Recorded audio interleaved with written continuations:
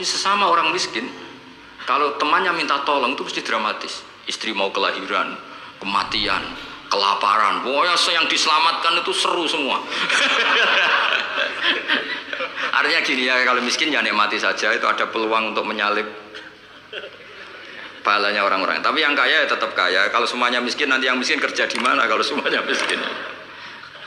Ya kembali ke tadi, ke ilmu khitab. Kalau ini tidak dipelajari, maka orang Khawarij ini megang otoritas. Tidak bisa. Mereka enggak menguasai pintu surga maupun pintu neraka. Enggak bisa. Mereka dengan seenaknya, tobatnya orang yang pernah gini enggak diterima. Tidak bisa. Wilayah nerima tidak itu wilayahnya Allah Subhanahu wa Ta'ala. Sehingga kita tetap berpendapat sesuai eksplisit yang ada di Quran. Walillahi mulkus samawati wal ardi. Apa? Yaghfiru liman yasha wa yu'adzibu man yasha. Sehingga nggak boleh kita pegang otoritas agama, nggak boleh. Kita hanya bisa menjelaskan. Kalau pegang nggak boleh. Misalnya saya dengan sampean surganya dulu mana? Bisa saja dulu jenengan. Kok bisa Gus? Iya kan? Mungkin wah keren ngaji tawaduk mau. Mungkin saya dari bab tawaduk keren sampean. Di bawah saya di atas. Di bab tawaduk keren sampean. Sehingga kalau surga kok jalurnya tawaduk mesti dulu sampean. Karena sampean di bawah saya di atas. Tapi saya nanti protes sama Allah. Protesnya gini, posisi saya diperintah ya. Gayanya mereka duduk di bawah, tapi merintahkan saya supaya mau mengajar. Jadi nggak ada sopan-sopannya karena mereka merintah ya, terutama di PPI ya, Pak. Oh itu nggak sopan sekali kan merintah. Sehingga kalau yang dipandang makanya masyhur itu kan, ada wali itu yang satu jadi wali karena sholat di shaf awal. Keren kan, shaf awal fadilahnya utamanya kan luar biasa. Yang satu kalau sholat tuh di belakang terus, tapi juga jadi wali. Yang depan agak protes, ya Allah kenapa ini jadi wali padahal sholatnya di belakang. Jawabannya lucu yang di belakang. Kenapa? Saya itu malu. Saya ini masih banyak dosa, banyak salah kok di depan. Kok kayak suci sendirian. Jadi kalau kamu sowan sama raja atau sama kiai, yang paling depan itu kan yang kepedean. Dia milih yang belakang jadi sopan aja, gak terlalu deket gitu. Orang itu tidak pernah tahu, kadang-kadang Allah itu kita tidak pernah tahu. Andai kan boleh dibahasakan, kita tidak pernah tahu cara berpikir Tuhan. Jadi Allah itu zat yang mau dia itu tadi otoritasnya penuh. Makanya saya pernah cerita di mana-mana di kitab-kitab yang saya baca itu ada dua orang yang ahli neraka, sudah di neraka. Ini sekaligus ijazah, saya ulang lagi sekaligus ijazah, bisa dipraktekkan nanti itu. Setelah itu dua orang ini dipanggil ke surga sama Allah. Allah itu tanyanya ya aneh, enak di neraka, ya udah enak habis di neraka. Ya gak enak habis di neraka, kok ditanya enak enggak ya gak enak. Ya sudah kembali lagi ke neraka, lari kencang-kencang, lari menuju neraka, lari. Sama Allah dipanggil lagi, loh kenapa kamu semangat? Ya Allah, saya ini kapok, saya ini trauma. Dulu ketika engkau perintah, saya ini lelet sekali. Disuruh sholat lelet, disuruh zakat lelet. Maka ini dengan perintah saya semangat supaya nggak ngulang kesalahan yang sama. Akhirnya sama dipanggil, ya sudah di surga aja, di surga. Karena semangat lari menuju neraka. Maka ini ijazah nanti kalau di mahsyar ya, kamu dipanggil, ayo masuk neraka, harus apa? Semangat, semangat. Harus semangat. Oke mesti semangat.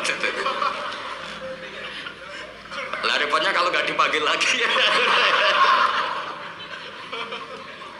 Akhirnya barokahnya semangat itu dia di surga. Kita tidak pernah tahu cara berpikir Tuhan. Nanti kan boleh dibahasakan seperti itu. Yang satu, ayo kembali lagi ke neraka. Tolah itu. Jalan noleh lagi. Sampai itu nggak semangat noleh lagi. Terus ditanya sama, kenapa kamu tolah gitu? Saya tidak pernah ngira ya Allah ketika engkau panggil di surga kemudian engkau kembalikan lagi ke neraka. Ya sudah kamu di surga saja. Barokahnya husnudzon.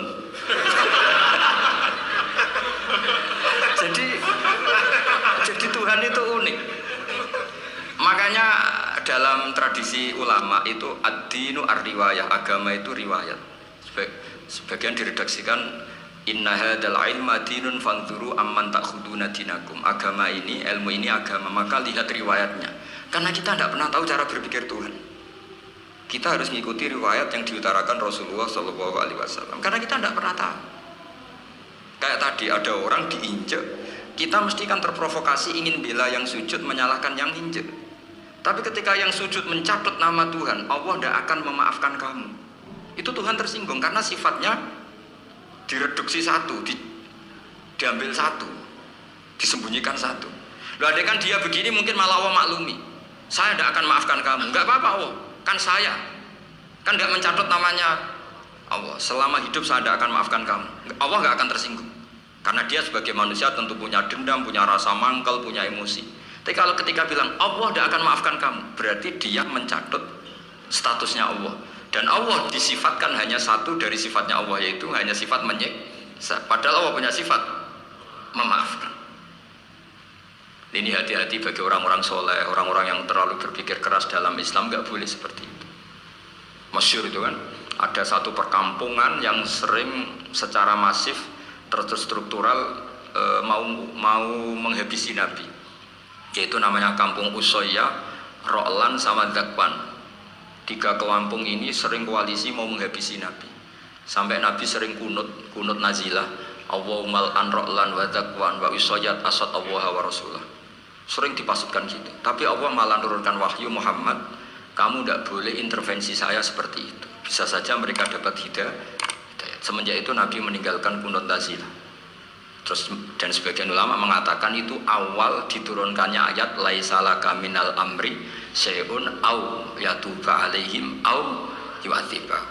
Jadi ini sekaligus lagi-lagi ini bab khitab. Jadi ya seperti kita punya, makanya orang itu tetap donga ya muqallibal qulub sabit qalbi ala dini, karena otoritas itu bagi yang punya. Maka kata malik, kata pemilik itu kunci dalam ilmu tauhid atau ilmu tafsir atau ilmu apa saja. Misalnya gini, saya punya rumah. Saya punya rumah yang ruangan depan itu ruang tamu, tentu dapat perlakuan khusus. Sering steril, sering bersih, bahkan dihias pakai bunga, pakai macam-macam. Ruangan tengah biasa, ruangan belakang buat buangan sampah, buat WC, buat macam-macam. Sah apa enggak? Sah. Kenapa? Karena saya pemiliknya. Apa? Karena saya.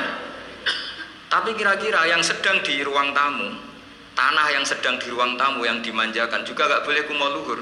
Bisa saja suatu saat saya rubah pikiran, rumah saya tak balik dari menghadap utara ke selatan.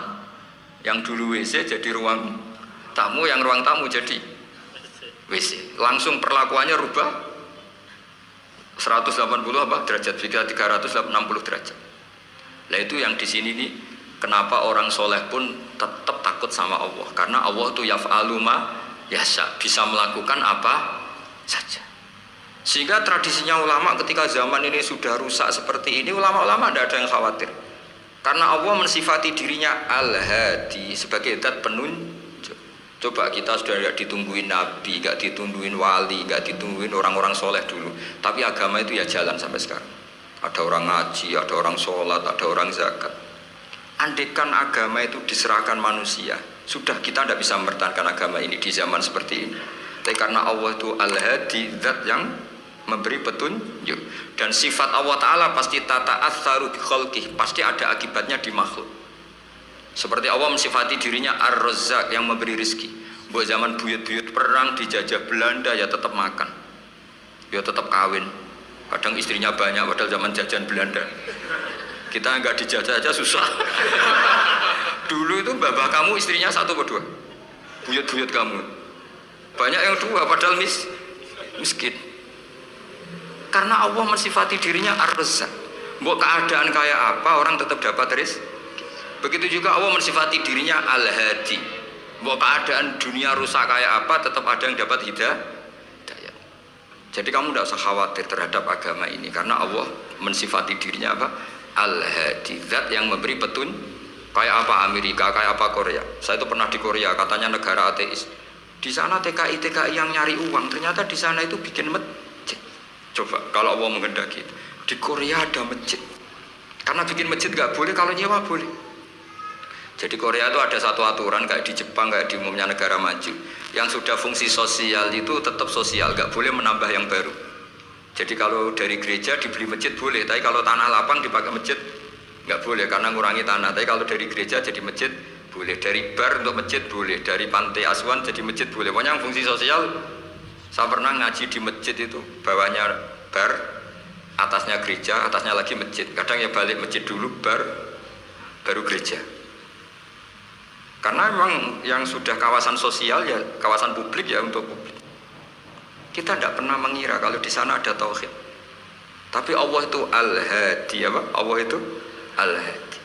Sehingga ya delala ada orang Indonesia kerja di sana, terus nuraninya tersiksa kalau tidak ada tempat sujud. Akhirnya mereka urunan bikin masjid. Itu banyak yang santri saya sering ngaji saya. Ya saya ulang lagi ya. Jadi cara mikir khitab sama Allah gitu dulu ya. Enggak boleh kamu berpikir khawarid yang membatasi kekuasaan atau hidayatnya Allah Subhanahu wa ta'ala. Karena kita tidak pernah tahu. Salaba ngomong gitu itu masalah besar. Karena mengatakan kekasihnya Allah itu pemungli. Karena tadi, wah ini tidak zakat lagi tapi apa? Pungli. Ini apa? Pemerasan. Karena tadi jumlahnya sudah sekitar 4.000, zakatnya kan banyak sekali. Makanya saya mohon, saya model di UI itu setuju. Kalau zakatnya dimulai dari kecil lebih ringan. Misalnya kita gaji 1 juta, dipotong 25.000 kan ringan. Tapi kalau gaji kamu 1 miliar, kan mendingan untuk bayar supir buat yang jaga gudang, kan mesti pikirannya sudah macam-macam daripada dipakai zakat. Ya, jadi diantara menganalisis Quran adalah apa? Dudukkan Allah sebagai Malikul Umur Kulliha, yang menguasai semua urusan. Tapi kalau kita apapun hebatnya hanya sebagai ulama, hanya sebagai mufti, hanya sebagai kiai, itu tidak punya otoritas. Sehingga misalnya banyak kan, misalnya anak yang kita cintai, kita modali malah bangkrut, yang tidak kita modali malah kaya, karena urusan tidak di tangan kita, tapi di tangan Allah Subhanahu wa ta'ala. Masjid juga gitu. Masjid yang dikelola secara sehat, ramai jamaahnya gini-gini, itu dikelola oleh manajemen. Ada masjid yang kelihatannya sepi, jamaahnya ya sedikit, tapi kadang-kadang diridhoni Allah. Kenapa? Karena masjid itu nggak menjadi problem sosial bagi komunitasnya. Saya beri contoh, masjid ramai tentu baik, nggak perlu saya ceritakan. Karena masjid ramai itu ya mesti baik. Masjid yang banyak jamaahnya tentu baik, itu nggak usah dibicarakan. Tapi ada beberapa masjid yang sepi, tapi Allah itu suka. Kenapa? Karena lembaga agama itu nggak boleh mengganggu sistem sosial. Jadi kita tidak pernah tahu cara berpikir Nabi. Yaitu banyak kan sahabat habis sholat duhur, dia di masjid, qobliyah di masjid. Apa kata Nabi? La taj'alu buyutakum kuburan, cung nak apik aja mbok entek-entekno ning masjid. Omam ya bagai keapian. Rumah kamu jangan jadikan kuburan. Jadi sholat sunatnya di masjid, ba'diyahnya di masjid. Pulang-pulang tanya, "Mah, makannya di mana?" Terus marah-marah karena kurang disediakan makanan. Kan lucu kan? Di masjid qobliyah, ba'diyah, pulang-pulang tanya Allah makanan. Tersinggung lagi kalau belum disediakan. Akhirnya apa? Anak-anak kita yang kecil kenangan melihat bapaknya itu apa? Bapak itu orang yang kalau dari masjid tanya makanan dan marah kalau tidak kesampaian. Coba kalau kamu datang dari masjid, sholat, kenangan anak kamu apa? Bapak itu orang yang kalau datang dari pergi, sholat. Sehingga kenangan anak-anak kita ini melihat kita sholat, sujud di rumah. Sehingga Nabi membahasakan apa? Jangan jadikan rumah kamu sebagai kuburan, kasih jatah sholat. Sehingga ulama mengatakan, jamaah itu paling baik itu di masjid untuk jamaah fardu. Untuk sholat sunat beberapa malah sebaiknya di Sehingga saya ini sebagai kiai ya sering bingung. Bingungnya kadang ada orang terlalu overacting, ingin masjidnya ramai sehat. Yang satu enggak. Saya ini sering dipamiti, ya saya akhirnya bingung. Bingungnya ya barokahnya ngalim itu bingung. Kalau enggak ngalim malah enggak bingung. Karena ya sudah harus gitu. Sampai tak beritahu ya. Nabi awal ngendikan itu ju'ilat lanal ardu kulluha masjidan. Semua tanah Allah itu hakikatnya masjid. Apalagi ini rumah kita. Anak kita biar menyaksikan saat kita sujud, saat kita baca Quran, saat kita ngaji. Kalau semua ini di masjid, kemudian Anda di rumah taunya makanan, menuntut ngopi, menuntut kenangan di keluarga kita kurang baik. Makanya Nabi membahasakan apa? La taj'alu buyutakum kuburon. Jangan jadikan rumah kamu sebagai kuburan. Apalagi ada pepatah lagi, al-ummu madrasatul ula. Ibu adalah madrasah pertama. Coba kalau kita ngajarin Quran di rumah, ya tentu masjid ya tetap ada kegiatan, tapi jangan sampai mematikan rumah. Sehingga kita sebagai ulama itu ada masjid rame ya seneng, ada masjid setengah rame ya nggak apa-apa, asal efeknya menyebar ke masyarakat. Jadi ramenya masjid ya baik, tidak rame kalau yang rame ibadah di rumah-rumah juga baik. Maka dulu zaman Nabi Musa malah istilahnya waj'alu buyutakum qiblata wa aqimus sholat. Jadikan rumah kamu sebagai kiblat, sebagai tempat ibadah. Coba kenangannya Nabi kalau sholat malam itu di rumah apa di masjid? Di rumah, sehingga Aisyah punya kenangan sampai hatta waromat kodamau, sehingga kakinya Nabi bengkak. Dan Nabi alami saja. Kamu kira Nabi sholat punya kayak anak-anak sekarang kan yang ada ruang sholat, ternyata hanya dipasang sajadah sama tasbih, nggak pernah dipakai. Kalau Nabi enggak, yang dipakai Sayyidah Aisyah itu ya tempat sholat. Sehingga kata Aisyah, Nabi itu sholat di tempat tidur saya. Kalau Nabi sedang berdiri, kakiku tak selonjorkan. Kalau Nabi sujud, kakiku tak ingkretkan. Ya di tempat Sayyidah Aisyah tidur itu. Nabi sholat. Pas berdiri kan berdirinya Nabi lama, Aisyah selonjor. Pas Nabi mau sujud, kakinya diingkretkan. Segampang itu Nabi. Akhirnya apa? Kenangannya Aisyah sebagai istri itu doa-doa tahajud, doa-doa. Coba kalau Nabi tahajudnya di masjid, Sayyidah Aisyah tidak punya kenangan doa-doa apa? Sehingga kita harus ngikuti ngaji. Sehingga kalau nuruti teori ya, sholat itu ibadah. Sebaiknya kalau ibadah ya di tempat ibadah. Tidak seperti itu cara pandang. Kata Nabi, semua buminya Allah adalah saksi kita ketika ketemu Allah. Semakin saksi itu baik, banyak, maka semakin baik. Maka kalau sholat sunat, kesunatannya itu pindah-pindah tempat. Tapi ya jangan terlalu habis di sini terus pakai mobil ke sana gitu. Iya, kalau pas di perempatan ada orang cantik nggak jadi diterusin nanti. Tapi ini sama saya cerita ya. Jadi di antara mengkaji Quran itu mengkaji cara Allah membuat khitab. Dan yang kunci semua adalah Allah adalah zat sing otoritatif, malikul umurikul dia, pengendali dari semua. Maka kalau nyifati Allah ya tetap yaghfiru liman yasha wa yu'adzibu may yasha. Jangan pernah mengambil otoritasnya Allah Subhanahu wa ta'ala. Sekian, assalamualaikum warahmatullahi wabarakatuh.